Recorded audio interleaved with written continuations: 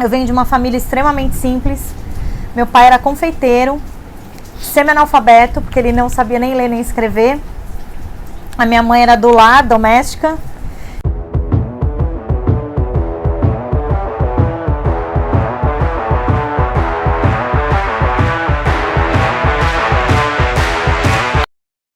E aí pessoal, tudo bem? Hoje estou aqui em Orlando, na Flórida, na casa da Fernanda e do Leandro. O Fernando trabalhou comigo há muitos anos, mais de 10 anos na Qualicorp. Estou aqui nesse condomínio maravilhoso para poder saber um pouquinho da vida dela e do esposo. E eu tenho certeza, os minutos que você vai ficar aqui serão minutos maravilhosos para a sua vida.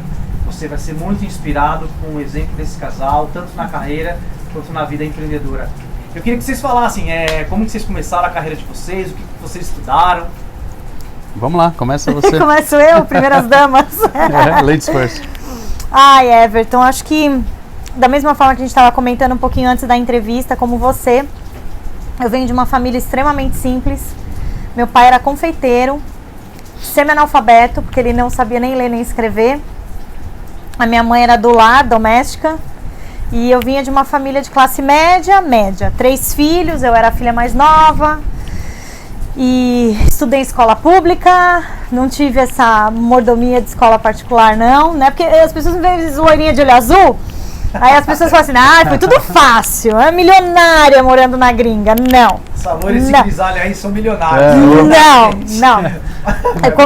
Eu comecei lá, entendeu? Tendo que ralar mesmo. Então, exatamente. Tinha aquele paradigma, né? Loirinha de olho azul. Era loirinha de olho azul, mas eu pegava ônibus, condução, metrô, fretado, o que viesse. E eu comecei a minha carreira numa multinacional americana, Monsanto. Depois de lá eu fui para uma multinacional francesa. E depois eu fui para o Itaú Unibanco, né? Na verdade, Unibanco. Lá foi onde eu conheci o gatão aqui, o amor da minha vida, meu sócio, parceiro. Onde começou a sociedade, né? E aí eu terminei a minha carreira, na verdade, no Brasil, na Qualicorp, que foi onde a gente se conheceu. Acho que eu devo ter ficado uns 4 anos lá, alguma coisa assim, 3, 4 anos. Me formei em administração e comércio exterior, fiz pós-graduação em marketing na FAP, depois eu fiz uma pós-graduação em projetos e depois eu me especializei em melhoria contínua, né, em Black Belt na Fundação Vanzolini, parte acadêmica. E nada pago, tudo eu fazendo pelo meu esforço e a minha dedicação. Investindo em si mesmo. Investindo em nós mesmos, né? Em nós mesmos. Era um projeto, porque eu tinha vindo estudar aqui. Durante a minha faculdade, que poucas pessoas sabem disso, mas enquanto eu estava estudando faculdade no Brasil, de comércio exterior, a faculdade ela tinha um intercâmbio aqui com os Estados Unidos. Então eu vim estudar aqui na UCF. Eu falo aqui porque não tem coincidência, tem cristoincidência. É uma milha daqui. Eu moro na avenida da escola, da faculdade onde eu vim. E a UCF, para quem não sabe, a University Central Florida, ela está entre as 10 maiores e melhores dos Estados Unidos. Bacana. Mas eu, imagina, com 19 anos não sabia nada disso. Então vim, estudei aqui, fiz um período de intercâmbio, isso em 97, fui bolsista, 98 eu fui bolsista. E aí foi quando a universidade aqui me chamou para eu ser bibliotecária, né? E eles iam bancar a minha faculdade. Então eu ia ser uma bolsista internacional, onde eu ia transferir o college do Brasil para cá. Legal. E ia ser bibliotecária, morar na universidade, bem aquelas coisas de filme, né? Aí liguei pra minha mãe, né? Falei, mãe, olha só o que eu consegui. Ela falou, isso não é pra você, isso é pra rico. Primeiro paradigma, né? Primeira crença limitante, assim. Mas eu não a culpo, tadinha. Era o que ela tinha. Sim. E aí ela virou pra mim e falou assim, isso não é pra você, isso é pra rico. Volta que você tem um monte de conta aqui pra pagar, porque eu já era rimo de família, eu já ajudava, né, na minha casa. E dá oportunidade pra quem merece e precisa. Naquele dia, eu olhei pro céu e falei, Deus, eu vou morar na América. Period. Levou 20 anos pra eu chegar, entendeu? Mas aconteceu. Então eu sempre gosto, quando eu vou contar a história, eu conto dessa parte, porque não é todo mundo que conhece. Você não conhecia mesmo, hein? Não é todo mundo que sabe. E foi ótimo, porque eu conheci, né, o meu sócio, amigo, parceiro de todas as horas, o amor da minha vida, trabalhando. Aí agora é com você. Se ela tivesse ficado aqui em 97, ela não teria me conhecido, entendeu? Tá vendo como é bom? Os conselhos de mãe sempre são bons. Não, Sempre sabe, são bons, ele toda hora ele fala, sabe a E dona a Gilce. mãe dela falecida já, mas a mãe dela era uma mãe pra mim também, então foi realmente uma coisa bem legal. Bom, eu tive o privilégio de vir de uma classe média que meus pais puderam me ajudar nessa parte educacional bastante, graças a Deus. Me ajudaram com faculdade e tudo mais, me formei em engenharia, que era o que eu gostava de fazer. Na FEI. Na FEI. FEI, Faculdade de Engenharia Industrial. E Grande. daí pra frente, minha carreira, graças a Deus, eu consegui conduzir ela porque fazendo coisas que eu gosto. Acho que é isso que é o grande diferencial que eu costumo dizer, digo para meus filhos: escolha aquilo que você gosta, porque aí vai ser fácil de você crescer, evoluir, porque você vai ter vontade disso, né? Você não vai fazer por obrigação, ou por dinheiro, ou por qualquer coisa. Então, aí eu comecei minha carreira trabalhando na indústria. Como eu era engenheiro, eu fui para Ford, né? Minha paixão até hoje, carros da Ford. Casamento perfeito, né? Casamento perfeito. Deu pra ver na garagem, né? Ford. Eu nem era tão chegado, mas quando eu trabalhei lá, eu agarrei um amor assim enorme no produto, né? Nos carros. E até hoje eu luto para ter só Ford aqui, ainda mais na terra da Ford, né, agora. E trabalhei por 2 anos lá, depois fui para o mercado financeiro, que é engraçado, na minha faculdade, na minha sala, a maioria das pessoas, elas trabalhavam na área financeira e não na área da indústria mesmo, em geral. Então, as pessoas que mais cresciam profissionalmente falando, eram as que estavam na área financeira. Então, aí eu fui desbravar um pouquinho esse departamento, foi lá que eu conheci. 1 mês de empresa a gente já começou a namorar, e aí daí pra frente foi... Mas nós fizemos tudo planejados também lá, a gente namorou, noivou, casou, com um apartamento já comprado, com tudo direitinho, organizados financeiramente, né? Graças a Deus.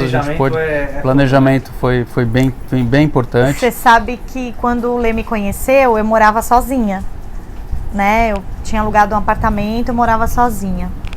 Mas eu morava sozinha e mesmo assim eu ainda cuidava da minha família, financeiramente falando. Eu tava quebrada, tava lascada. Era um caixa eletrônico da família. Eu era o ATM, né? E o Lê veio na minha vida assim pra me ensinar muita coisa. E olha a ironia do destino, né? Que a gente vai falar depois do que a gente faz, mas ele foi um grande marco assim na minha vida nessa questão financeira, porque eu quebrei as algemas nesse sentido com a minha família e comecei a cuidar da gente. Então foi quando da nossa família, né? Como a gente queria construí-la. Da nossa família. Então, comprando imóvel, a gente comprou imóvel juntos, novos. Com 2 anos de namoro. Né? Solteiros ainda. A gente decidiu fazer pós-graduação juntos. Então a gente pegava o salário, né? Isso. O salário de nós dois, a gente fala, tá, então é para pós-graduação dos dois e para compra do imóvel. Isso foi uma coisa importante, assim, a gente, desde a época do namoro, a gente não tinha as coisas separadas, a gente juntou tudo.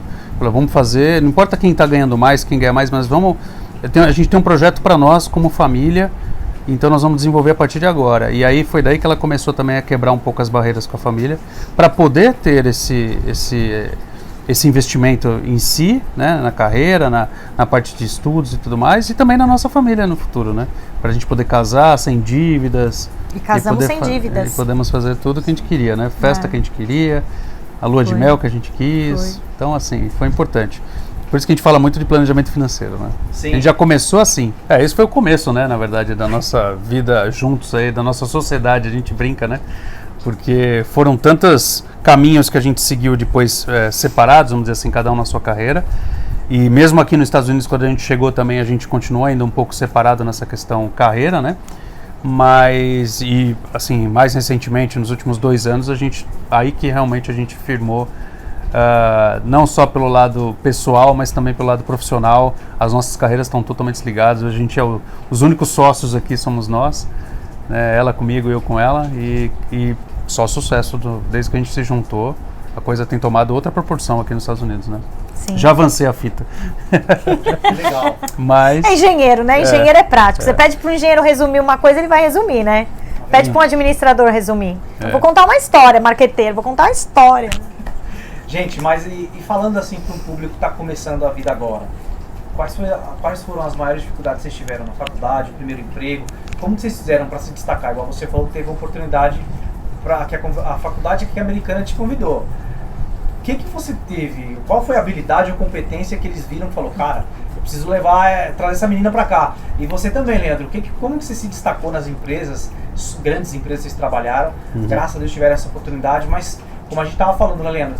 Às vezes tem pessoas que têm a oportunidade de estar em uma boa empresa, mas não conseguem se destacar. Não conseguem se destacar. Eu tive muitos problemas no início da minha carreira, porque eu era muito travado.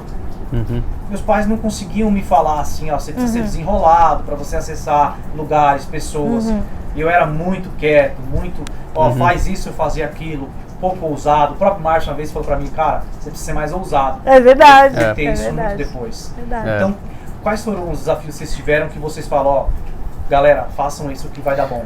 Eu costumo resumir isso em 2 palavras. Resolver problema. Porque eu acho que na vida, eu acho que não só na vida profissional, mas na nossa vida, a maior parte do nosso tempo para resolver problemas, porque a gente está sempre lidando com problemas na vida. Bem Falcone, né? Exatamente, nem sei, eu já estudei Falcone, mas nem lembrava dessa frase dele, mas na verdade, assim, o que eu aprendi na faculdade, mais do que as matérias em si, era realmente resolver problema. Era como que eu lido, eu sei que eu tenho um problema, eu sei que eu tenho, né, o problema nem precisa ser grande, estou falando de coisas pequenas do dia a dia. Como é que eu penso na solução e não fico só mergulhado no problema, me afundando no problema. Então eu vejo que as pessoas às vezes não crescem em suas carreiras por causa disso. Elas ficam muito ali presas no problema e não conseguem sair dali, não conseguem desatar. E aí a coisa fica, né, vai só aumentando, vira uma bola de neve. Eu costumo dizer assim, a gente está aqui para resolver problema, a vida inteira nós vamos fazer isso, né, e na vida profissional também. E eu acho que é isso que faz a gente crescer, faz a gente evoluir. Então, assim, resumidamente, como você diz, eu sou muito objetivo, mas acho que é isso, assim, resumidamente, lógico que em volta disso tem muita coisa. Eu fui para uma linha de estudos onde era justamente essa a ideia, sempre estar resolvendo problemas, né? Como todo engenheiro, né? Sim. Por formação. Mas eu acho que a gente tem que resolver não os nossos problemas só. A gente tem que resolver os problemas dos outros. Tudo aquilo que a gente faz que resolve o problema na vida de outras pessoas, ou de uma forma geral, não tem como não ser sucesso. Porque as pessoas querem isso, as pessoas querem soluções na vida. Então, assim, hoje a gente trabalha muito com isso, na nossa carreira atual, já vindo para os dias de hoje. Hoje a gente ajuda muitas pessoas. O que a gente faz tem um propósito, muito mais do que ganhar dinheiro, muito mais do que ter sucesso, é ajudar pessoas. Então, por esse propósito, a consequência disso é o resultado financeiro, o resultado, né, até prazeroso para nós. Então hoje é outra vibe, né, que tem quando a gente trabalha, quando a gente ajuda as pessoas, principalmente no lado financeiro. Então, assim, trabalhar com propósito e resolver problema. Muito bom. É isso. Gente, dicas infalíveis, hein? Se aplicar, não tem como não dar certo. É isso. Não é? Fala aí, Fê. Eu acho que você tem que ser destemido. Né? Eu acho que se você ficar sempre acreditando naquilo que falam que você é, eu sempre analiso assim, olha, os paradigmas, né? As crenças limitantes, né? A gente Também fala muito sobre isso ultimamente, existem vários coaches, vários líderes, né? As empresas têm investido muito dinheiro para trazer um pouco isso para as pessoas, mas a verdade ela é uma só, né? Se você for olhar para o teu passado, se você for olhar para a tua base familiar, para onde quer que você, enfim, tenha começado, você não sai do lugar. Você vai continuar sendo aquela pessoa a qual você foi criada e a qual você foi instruída a ser, o poder do condicionamento, né? Então, eu passei a minha vida sendo incomodada. Eu sempre fiquei incomodada. Eu ficava incomodada com a escola que eu estudava, eu estava incomodada onde eu morava, eu era uma eterna incomodada, tá? Defina incomodada, não invejosa, né? Sim, claro. Incomodada, assim, eu sempre mirava coisas, assim, incríveis, que eu falava, puxa, dá pra acessar. Eu tô incomodada, eu quero chegar lá. Everton, quando eu fui fazer a entrevista na Monsanto, eu não falava inglês. Qual era o pré-requisito para contratar? Inglês fluente. Inglês. Se eu tivesse olhado aquilo e não tivesse sido destemida, eu ia ter mandado o currículo? Eu fiz 7 entrevistas, o 7 me acompanha, o número da perfeição, né? Tá na Bíblia, enfim. Bom, mas, né? E o John Shaptor, quando ele estava me entrevistando, eu decorei o currículo em inglês.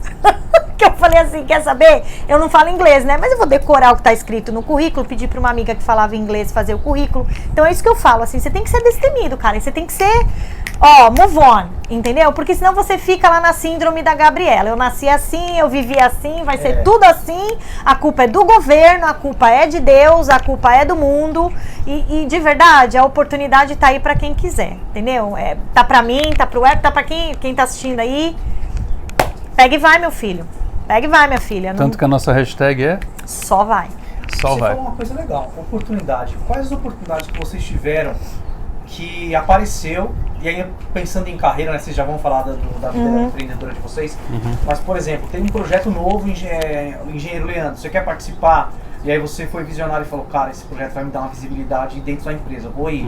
A Fernanda na Qualicorp começou a trabalhar com a vice-presidente comercial, com o Leonardo Guerreiro. Foi. A Fernanda poderia ter ficado com medo e falou, não, cara, isso vai me dar uma guinada, eu vou pra cima. Quais oportunidades vocês pegaram na carreira e falou, isso vai me dar uma guinada? Bom, eu lembro muito bem quando a gente trabalhava, quando a gente se conheceu no Unibanco, eu estava 4 anos numa área de compras do Unibanco. Então foi a porta de entrada para eu entrar no mundo financeiro, né, na área financeira.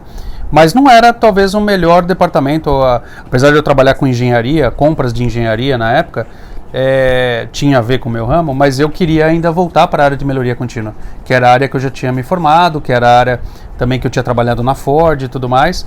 Então, e surgiu essa oportunidade no banco de criar um novo departamento, com um diretor lá, o Kurt Zimmerman, né? E ele me chamou justamente para fazer parte da criação desse departamento. Era um departamento novo, assim, que nunca tinha tido num banco. Um banco tem uma consultoria interna de melhoria de processos, com formação belt, né, os black belts, green belts. E eu, na hora, falei, não, é isso que eu quero, é isso que eu tenho, é a minha formação. Então faz todo sentido para mim. E eu agarrei isso com unhas e dentes. E começou o departamento com 3 pessoas, né? E eu fui uma dos precursores. A gente montou treinamentos, a gente treinou mais de 400 gestores dentro do Unibanco na época, para passar para eles a tecnologia, a metodologia, os projetos, acompanhar projetos. Então a gente tinha mais de 400 projetos por diversas áreas do banco, contabilidade, jurídico, tecnologia, todas as áreas do banco tinham projetos de melhoria contínua. Operações. A nossa área, antes da fusão, porque isso foi em 2005 mais ou menos, a fusão aconteceu em 2008 com o Itaú. Antes da fusão a gente já tinha 40 black belts no departamento, 40 black belts formados no departamento, então era uma área que expandiu muito, teve um olhar muito grande da vice-presidência na época, do Geraldo Travaglia. Ô Leandro, desculpa te interromper, mas para quem não conhece, o que é black belt? O que essas pessoas fazem? É uma formação em Lean Six Sigma, é uma metodologia voltada para resolver problemas, como eu disse, para melhoria de processos e solução de problemas. Essa metodologia ela se disseminou mais no início dos anos 2000 no Brasil, com a GE, né? A GE que trouxe essa tecnologia, Motorola, GE, e Toyota, né? Modelo Toyota de produção, Lean Six Sigma, e daí é uma formação. Então, na verdade, isso é como se fosse uma pós-graduação ou um MBA, que na verdade tem uma base estatística muito forte. Tá? Para olhar dados, exatamente, analisar dados. Né, porque como é que você resolve o problema? Analisando os dados, identificando as oportunidades e aí implantando as melhorias. Então, tem um método para isso. Então, essa metodologia chama-se Lean Six Sigma. E a pessoa que é formada nessa metodologia, ela recebe uma nomenclatura de belt, né, de black belt, de faixa preta, né?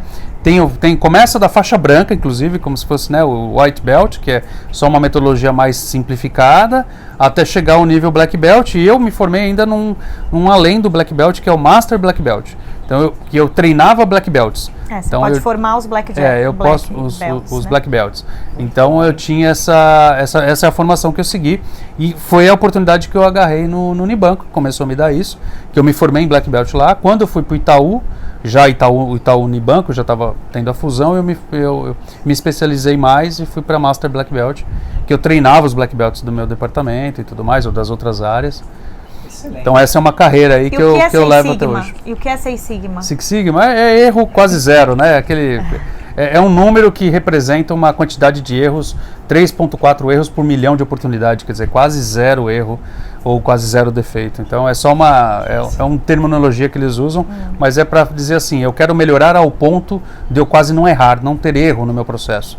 Entendeu? Então, lógico que esse nível 6 Sigma, você precisa investir pesado dependendo do processo, e dependendo do processo você nem precisa ter nível 6 Sigma, você pode ter nível menor, mas que já vai ser muito bom para aquele determinado processo, aquele determinado escopo, né? A Fernanda, inclusive, treinou a gente lá na Qualicorp, me treinou também, né, com essas... Treinei. Eu cheguei só no Black Jacket. Eu falo Black Jacket porque eu tô... que o inglês... Tá morrendo de vontade de tomar um O Black Belt... o Black Belt, eu cheguei, né, até essa função, essa denominação.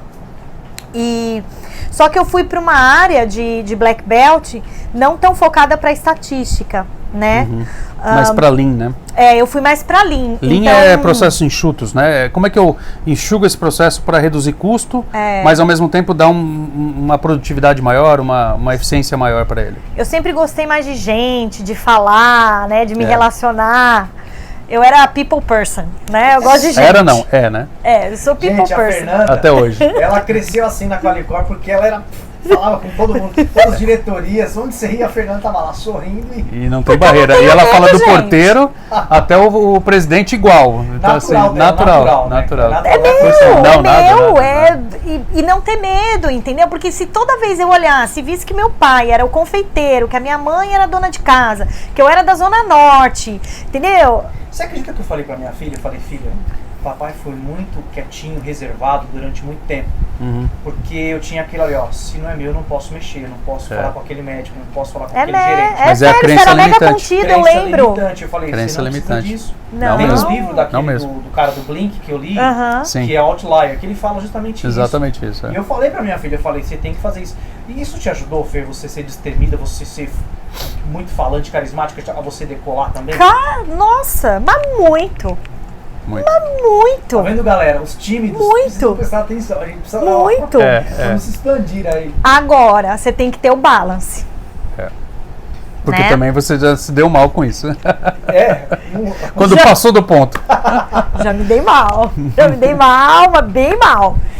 Eu não vou falar empresa nem o que, né? Até por uma questão de ética, de sigilo, né? Que eu sou a coxinha, né? Coxinha de plantão. Ainda usa essa expressão coxinha no Brasil? Coxinha, né? A pessoa, porque apesar de eu ser destemida e tal... conservadora demais, conservadora demais. Então, o que acontece? Eu estava numa companhia a qual eu trabalhava, eu já era gestora, e eu fui defender a promoção de um colaborador, tá?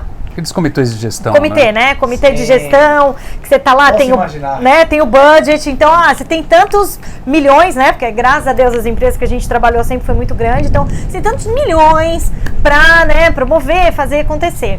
E aí eu tava lá, falei, não, quero promover fulano de tal. Eu era muito, né, sempre assim, essa coisa de relacionar, eu acabava, as amizades, o que eu quero dizer é além do profissional. Então, as pessoas que me lideraram, até hoje a gente conversa, a gente é amigo, a gente tem contato, troca o WhatsApp, entendeu? Até nos visitam muitas vezes. Até aqui, nos visitam quando vem aqui ver o Mickey, vem ver os Pontoni, tá ali.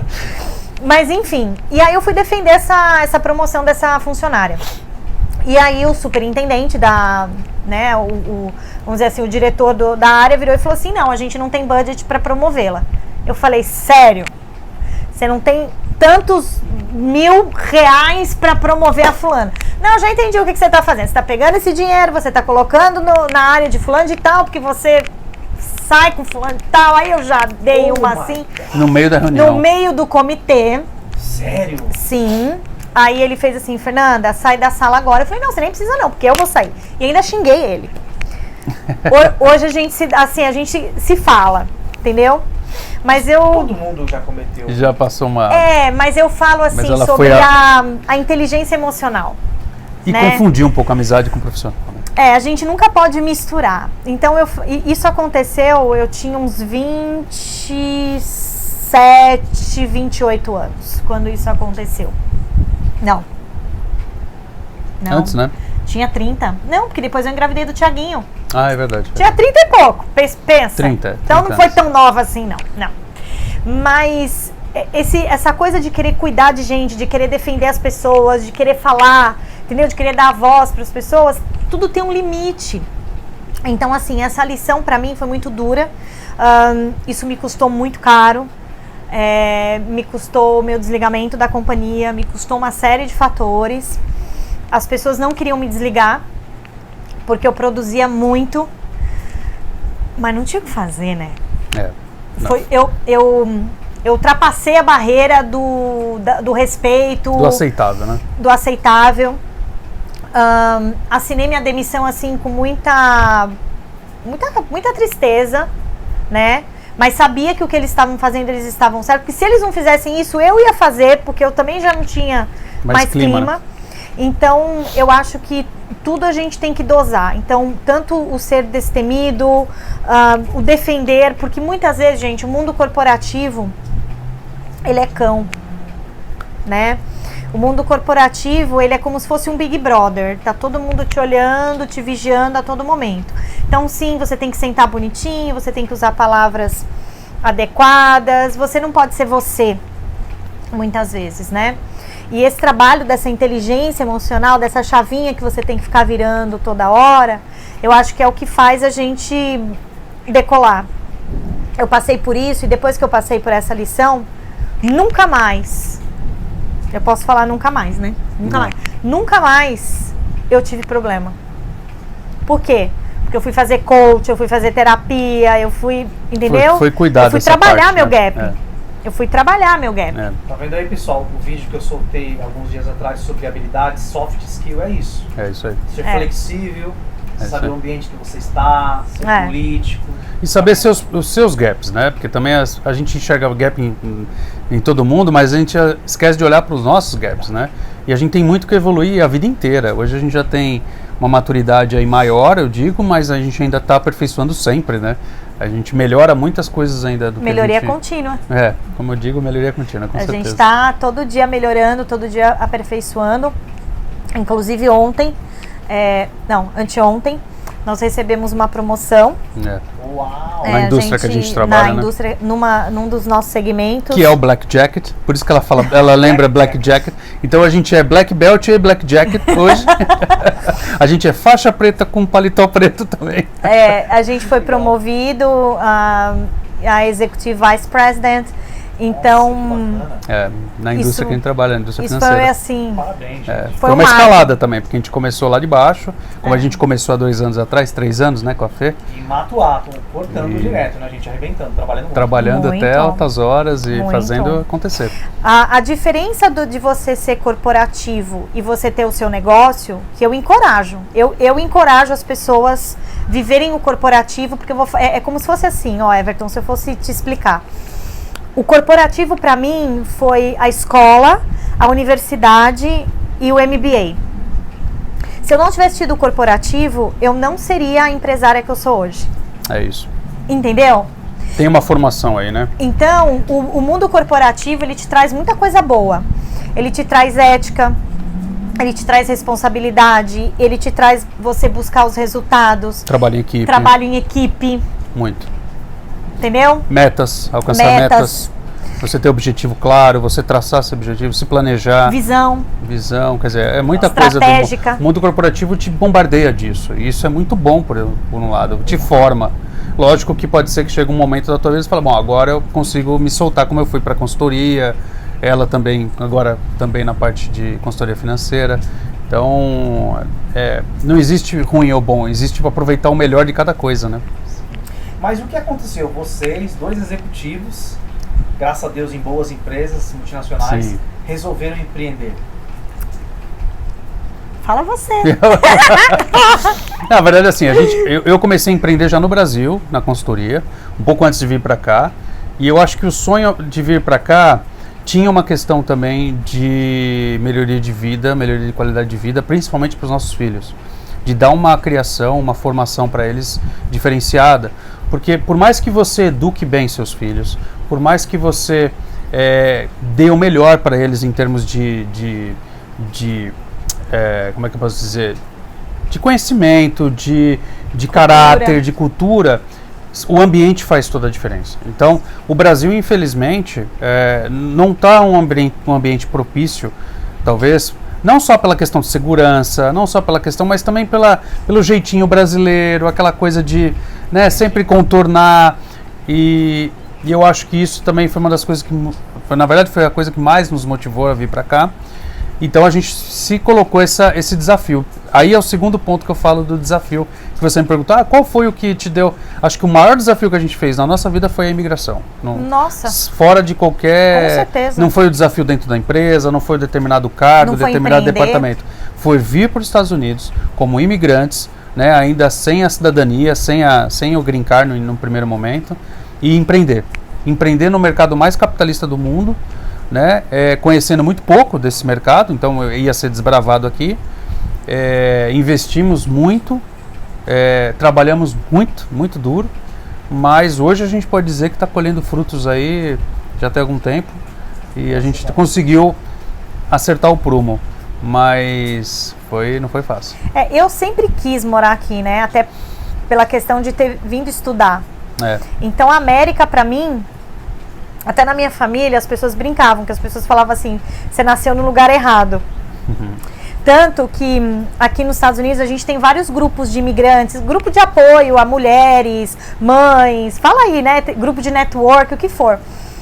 E aí quando eu escuto nos grupos as mulheres principalmente, falando, poxa, pra mim tá difícil, foi difícil a adaptação, foi difícil o idioma, foi difícil a cultura, foi difícil o clima, foi difícil a comida. Eu vou passar a tarde aqui falando tudo que é difícil. Os desafios. Aí é muito engraçado, porque eu olho pra cara dessas mulheres e eu faço assim, cara, eu devo ser alienígena, porque eu não tive, pra mim. O dia que eu, claro, morro de saudades do Brasil, amo o Brasil, mas não é isso, eu quero dizer assim, a vontade era tão grande de estar aqui, de querer desbravar esse mundo e de pertencer, fazer parte dele, porque se tem uma coisa que o brasileiro está começando a aprender agora e que aqui os caras são PhDs, é ser patriota. Então fica a dica, aqui a gente canta o hino com a mão no peito e eu choro. Hino americano, eu choro. Aqui cada casa tem uma bandeira dos Estados Unidos. Então esse patriotismo, essa coisa de, cara, tudo pelo meu país, o americano, diferente do que as pessoas pensam, ele é muito ajudador, ele é muito agregador, ele é o cara do trabalho voluntário, entendeu? E é o cara que rala bastante também. É o cara que rala, É o cara entendeu? que rala para ter um padrão de vida que ele acha que é importante ter. Ele dá valor a cada centavo de dólar, a moeda é forte, não é só pela economia, é porque ele sabe quanto custa um dólar. Você não encontra moeda no chão. Centavos. Realmente é coisa assim, o americano dá muito valor, a cada moedinha, a cada coisinha. Gorjeta. Um ponto importante, porque no Brasil, os pequenos gastos são os que mais matam as famílias, Sim, e não percebe, porque assim, o custo fixo do cara, ele até se planeja para ter um custo baixo. Sim. Mas o pequenininho, no cartão de crédito, vai arrebentando o orçamento da sua Ele olha o mato alto, mas esquece que tem a grama ali que está matando ele, Por isso que um dos fatores que mais nos trouxe, a trabalhar aqui nos Estados Unidos é a parte de consultoria financeira, a parte de educação financeira, porque o imigrante, ele tem uma série de coisas que ele precisa se adaptar aqui, Para mim foi fácil esse lado, Esse lado para mim da mulher, Então, cozinhar, that's ok, não tem o arroz tio João, vai o arroz que tá no Walmart mesmo. Eu não tive esses problemas. O impacto, Mas eu tive um que foi muito grande, porque eu sempre fui workaholic, Era a primeira a chegar, a última a ir embora. Coxinha! Tava sempre lá. Trabalhava muito. Desde o Brasil, a Fernanda. É. Workaholic, pra você que talvez não conheça, é a pessoa que trabalha muito. É viciado no trabalho, né? A pessoa que vicia no trabalho. E aí eu cheguei aqui, eu fui ser dona de casa, mãe, esposa. Falei, cadê as metas? Pois é. Cadê o horário que eu tenho que entrar, que eu tenho que sair, entendeu? Deu uma bugada. Deu uma bugada aqui. E eu fiquei muito triste, porque eu falei assim, eu preciso fazer alguma coisa. Eu ajudava o Lê, né, na empresa, a empreender, mas era bem que nos bastidores. Então, pra mim, isso foi difícil. Mas, por outro lado, você pôde viver o crescimento da Isabela. A Isabela veio pra cá com 7 meses só. Então, ela veio bem bebê. Então, ela conseguiu, de certa forma, viver um pouco mais que com o Thiago trabalhando o tempo todo no Brasil, a gente não conseguiu ter. Não, eu vivi o extraordinário, assim, o extraordinário de Deus. Porque... A gente morava a 8 minutos da Disney, onde a gente morava antes. Era 8 minutos, pegava o carro, tava 8 minutos, estava no Magic Kingdom. E a gente tinha o anual da Disney. Então a gente podia entrar qualquer hora, qualquer dia. Final de semana, praticamente. Final de semana eu ia não. todo dia, quase. A gente jantava, às vezes, em casa, chegava da escola, então jantava, o pessoal...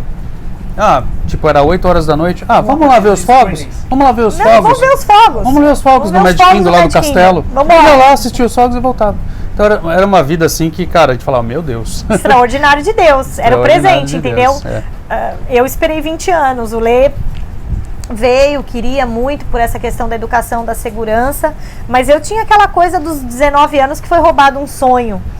Então eu vim buscar meu sonho, entendeu? Então por isso que eu não tive assim grandes problemas para adaptar nesse sentido da imigração, mas eu tive outros. Em contrapartida, eu aprendi a ser mãe, dona de casa e esposa, porque no Brasil, como eu trabalhava muito, eu tinha a Lurdica, a Raimundinha, eu tinha minha sogra, babá, tinha família. Era um mundo tipo, uou, né?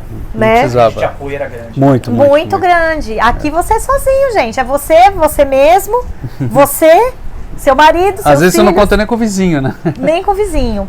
Hoje, assim, depois de 7 anos de América, e onde a gente mora, a gente está num lugar que ele não é turístico, então Celebration, onde o Lê falou... Apesar de ser Orlando, mas não é turístico. É bem turístico, né? A gente sempre morou em lugares, assim, de um polo de brasileiro, né? O brasileiro gosta da bagunça, né? Ele gosta da festa, da agitação. Então, a gente sempre morou em lugar assim. Tem 3 anos que a gente mora no que eles chamam de... só americano mora, né? Lugar de que só mora americano. Então aqui onde a gente mora tem pouquíssimos brasileiros. A gente mora na Zona Leste. É nóis, Zona Leste de Orlando, É nóis. Não, Corinthians não dá, mas vamos Corinthians. Como é que CZL não é Corinthians, cara? Não pode. Sou tricolor, sou campeão. São Paulino. Bom, não vamos nem falar disso na entrevista. Vamos entrar nesse mérito então, vai. Pula. Então a gente mora num lugar que é tipicamente americano, é um bairro americano, né? Avalon Park, East Orlando. E então tem poucos brasileiros. Só que graças a Deus, assim, aquela meia dúzia de brasileiro que tem, a gente se ajuda muito. Então hoje a gente vive uma vida aqui como no Brasil. Sabe aquela coisa do interior? Escuta, acabou meu sal, posso pegar aí? Legal. Entendeu? A gente se reúne todo final de semana, os filhos estudam juntos, a gente viaja junto, a gente está sempre junto. Bacana. Então vamos dizer assim que a gente construiu a nossa família, né? Porque você imigra, você perde bastante coisa. Então hoje a gente tem a nossa família, né? Assim, conseguimos nos encontrar aqui com tudo. Hoje estamos bem mais muito bom. estruturados. Mas e sobre o business de vocês? Quais são as novidades? O que vocês fazem? A gente, logicamente, não vamos falar de números, de resultados, mas está indo bem? Muito bem. Conta aí, bons resultados. Você é a melhor pessoa para falar. Ele é o CFO. Eu sou a parte dos números, por isso que eu sei que está indo muito bem. Corta a unha, a despesa. E que bota as metas, né? As metas estão todas indo batidas. Tá ótimo. Hoje nós temos uma... O que é a Pontoni Financial, né? Se eu for traduzir para quem está assistindo. Nós somos uma empresa de consultoria de educação financeira, mas também nós fazemos toda a parte de gestão e melhoria de processos para os nossos clientes. Por quê? No nosso portfólio hoje a gente está contando com quase 300 clientes na carteira, onde nós fazemos a gestão e a blindagem patrimonial. Então nada mais é do que deixar a pessoa mais rica do que ela já é. Ou se ela ainda não é rica, ela vai ficar rica através dos mecanismos financeiros que nós conhecemos. Então nós somos licenciados aqui nos Estados Unidos. Hoje a gente conta com licença em 14, né? 14 estados americanos. Na verdade, é licença nacional, né? Ela é federal, e aí se você quer atuar em determinados estados... Nos 50 estados americanos 50 a gente pode atuar. A gente pode.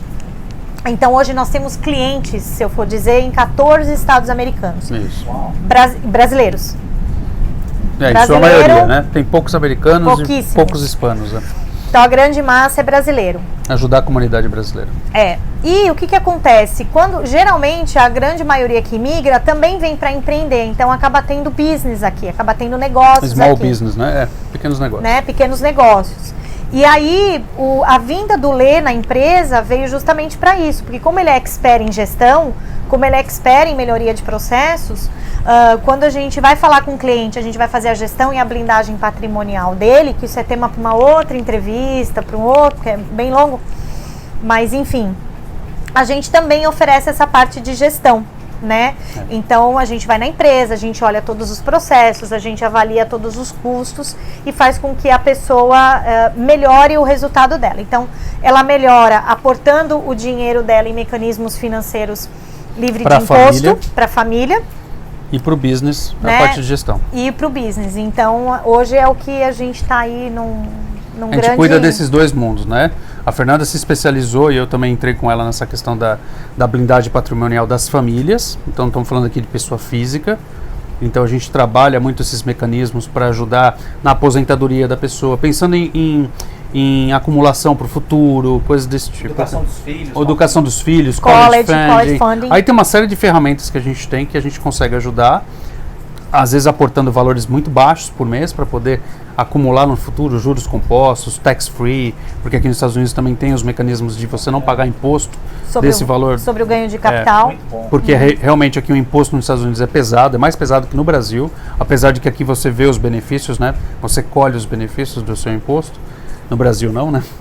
Mas, então a gente lida com isso. E do lado do business, quem tem pequenas empresas ou tem empresa, a gente também consegue ajudar nessa parte de gestão. Então a gente conseguiu juntar os dois conhecimentos e hoje temos um negócio rodando. E quem está no Brasil também a gente faz o trabalho, o processo né, de dolarização. Mesmo quem mora no Brasil, não precisa morar aqui, ela consegue acumular dinheiro para o futuro dela, para a aposentadoria dela, do Brasil, em dólar aqui nos Estados Unidos.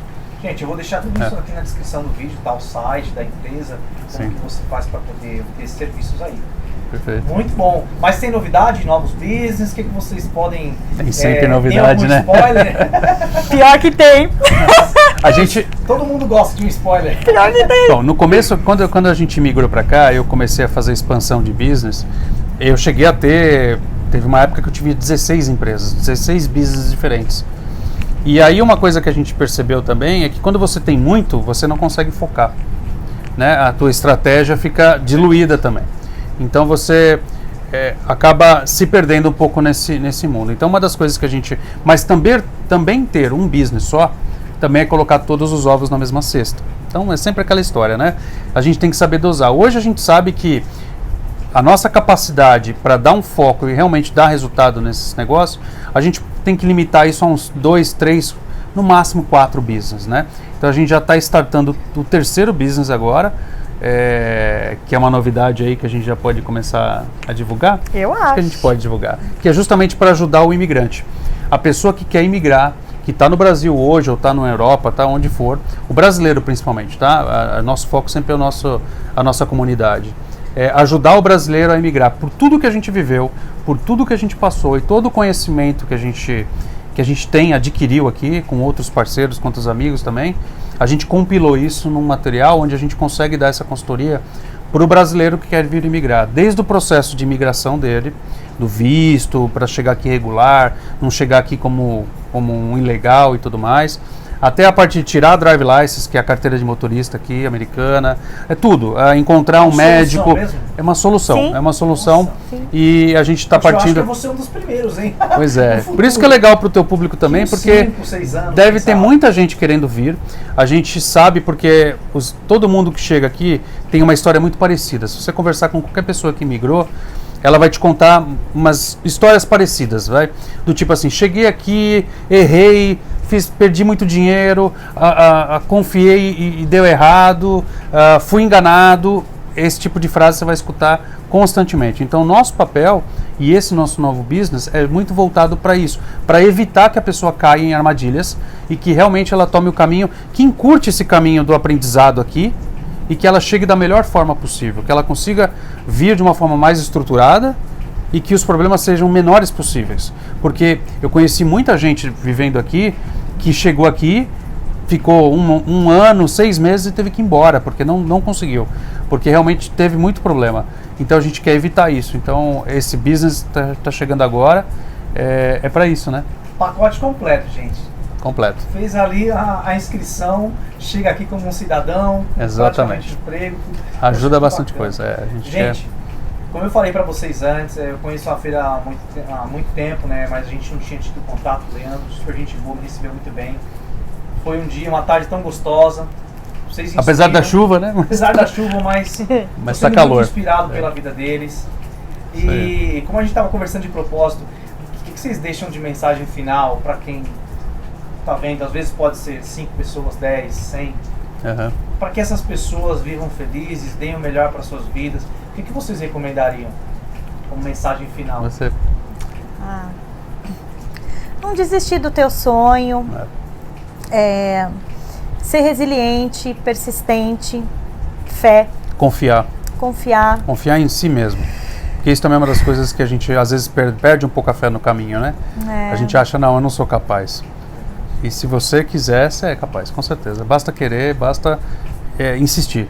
E ter muita humildade, sabe? Porque sempre vai ter alguém melhor que você, sempre vai ter alguém... Nunca se compare. Olhe para você mesmo. O que você era ontem, como você está hoje. Você está evoluindo, você está crescendo. Você sempre vai ter coisas diferentes que você vai falar, eu poderia, mas foca no seu. Isso. Entendeu? Foca no seu, foca no seu sonho, no seu objetivo, na sua necessidade. Vai estudar, vai buscar, vai conhecer.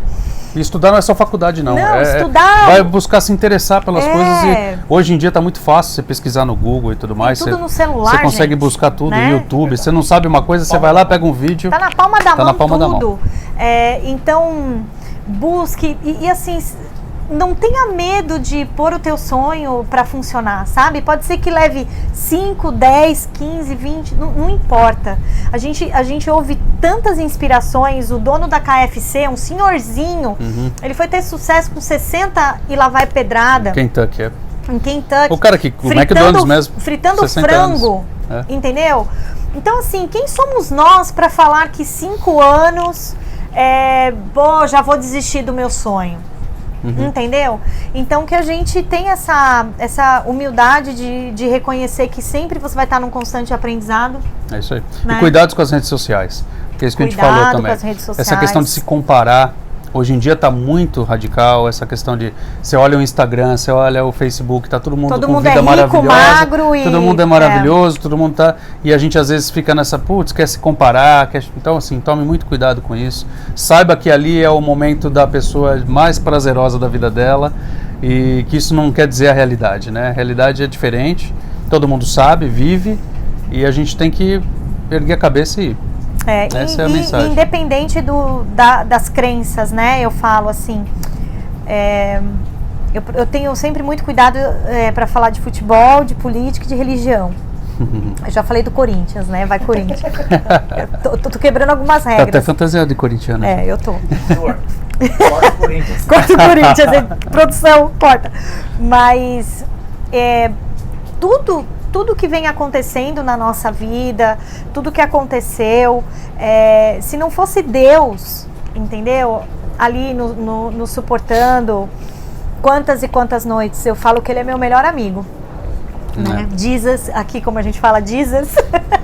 Jesus é o nosso melhor amigo.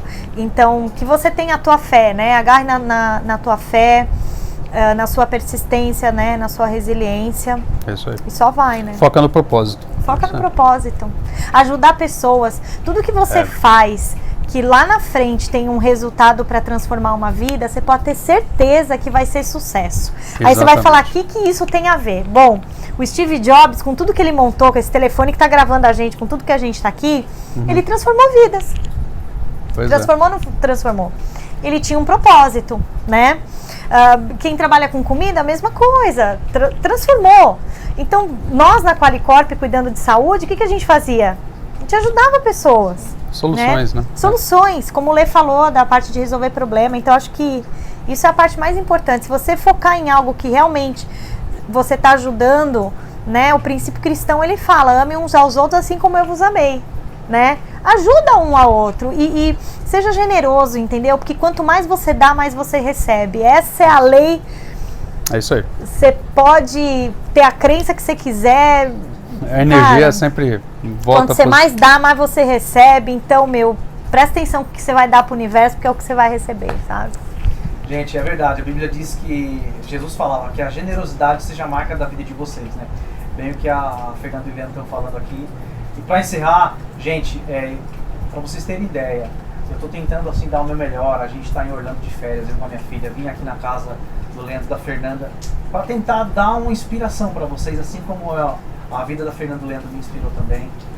Vocês aproveitem o vídeo completo, a gente vai fazer alguns cortes, obviamente, porque ficou um pouco grande, mas vejam na íntegra, é algo inspirador. E fiquem também, não é fácil, né? A gente vai mostrar essas imagens aí do condomínio, mas tem muito trabalho por trás, né, Muita. Gente? Não foi sorte, não. Nem perto. Não. Bom, gente, um abraço. Obrigada.